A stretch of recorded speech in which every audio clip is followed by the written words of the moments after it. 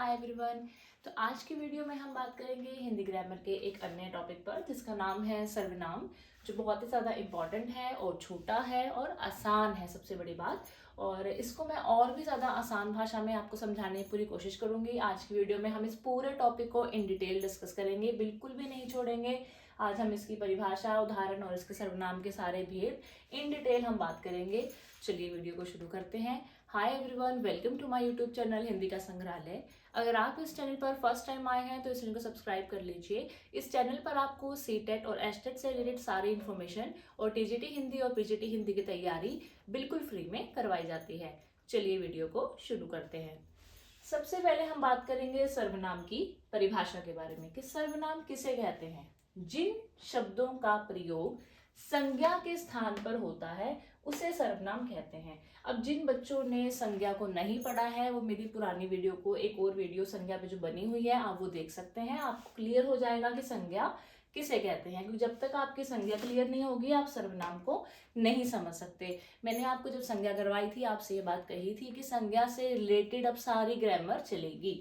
तो आज आप देखेंगे जाके संज्ञा किसे कहते हैं। इन शो में छोटा सा आपको बता रही हूँ कि संज्ञा किसी व्यक्ति, वस्तु, स्थान और भाव आदि का बोध कराने वाले शब्दों को कहा जाता है। जिन शब्दों से हमें किसी व्यक्ति का, वस्तु का, स्थान का और भाव का बोध हो, पता लगे, उसे हम संज्ञा कहते हैं। तो जिन शब्दों का प्रयोग संज्ञा के स्थान पर होता है उसे हम सर्वनाम कहते हैं। इंग्लिश में इसको प्रोनाउन कहते हैं। हो सकता है आपने इसको इंग्लिश में पढ़ा भी हो, ध्यान रखेंगे। इंग्लिश में हम इसे प्रोनाउन कहते हैं। उदाहरण के लिए मैं, तुम, हम, आप, यह, वह आदि। अर्थात जिन शब्दों का प्रयोग संज्ञा के स्थान पर हो रहा है। जैसे संज्ञा में हम किसी व्यक्ति का नाम ले रहे हैं। जैसे मैं बताऊं अगर आपको कि राहुल अच्छा क्रिकेट खेलता है। अब राहुल की जगह पर हम यहाँ पर एक शब्द प्रयोग करें कि वह अच्छा क्रिकेट खेलता है।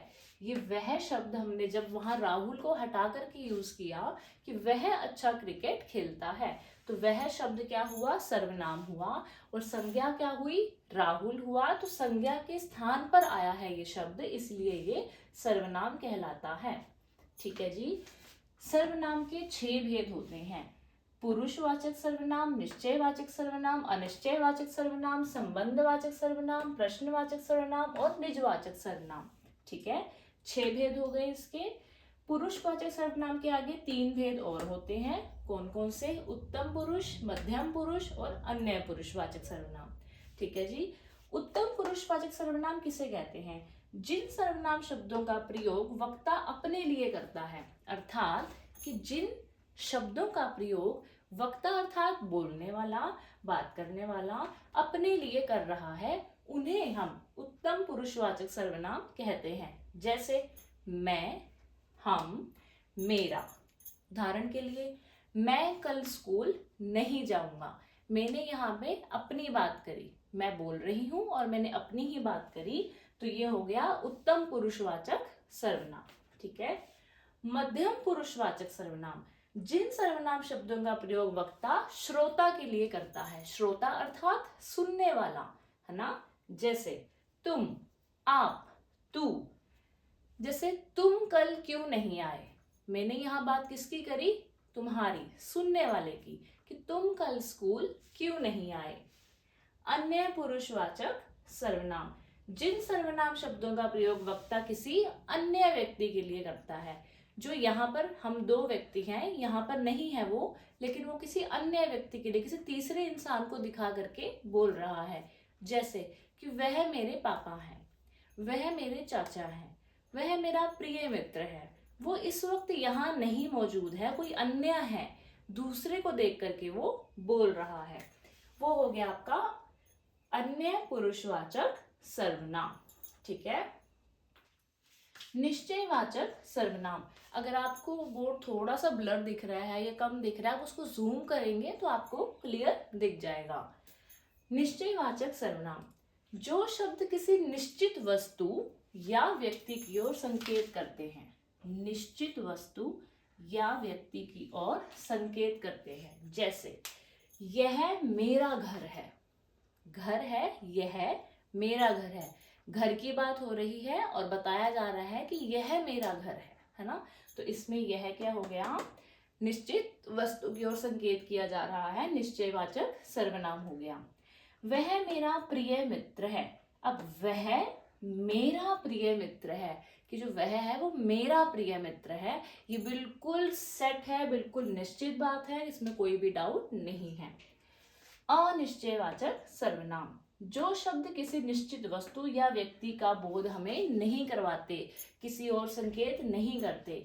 जैसे मुझे कुछ खाना है, हम अक्सर बोलते हैं मुझे कुछ खाना है, कुछ क्या खाना है ना। मम्मी को ये बोल देते हैं कुछ खाना है, मम्मी बोलती है क्या खाना है। अब कुछ में क्या है, मतलब डिफाइन नहीं है ये कुछ, कुछ मतलब अनिश्चित है, ये हमें नहीं पता कि हमें क्या खाना है। बाहर कोई आया है, कौन आया है, कोई आया है ना, निश्चित नहीं है। तो यहाँ कोई शब्द क्या हो गया, अनिश्चयवाचक सर्वनाम हो गया।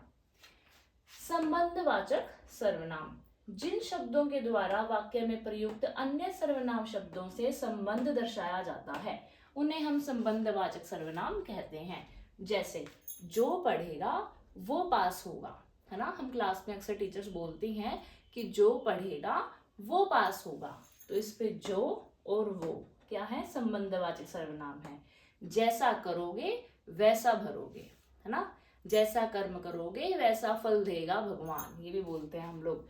तो जैसा कर्म करोगे वैसा ही फल मिलेगा। तो जैसा और वैसा, ये दोनों शब्द क्या है, संबंधवाचक सर्वनाम हो गए। प्रश्नवाचक सर्वनाम, जिन शब्दों का प्रयोग प्रश्न पूछने के लिए किया जाता है। जैसे आप कौन, है ना, हम पूछते हैं आप कौन, आपका क्या नाम है, आप कहाँ से आए हैं, आप कहाँ जाएंगे, तुम यहाँ क्यों आए हो।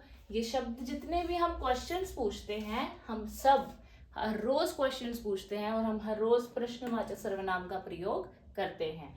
आप कौन, आपका क्या नाम है, आप कहाँ जाएंगे, ठीक है, उन्हें हम प्रश्नवाचक सर्वनाम कहते हैं। निजवाचक सर्वनाम, जिन शब्दों का प्रयोग कर्ता स्वयं के लिए करता है, उन्हें हम निजवाचक सर्वनाम कहते हैं। जैसे कर्ता अर्थात करने वाला, काम करने वाला।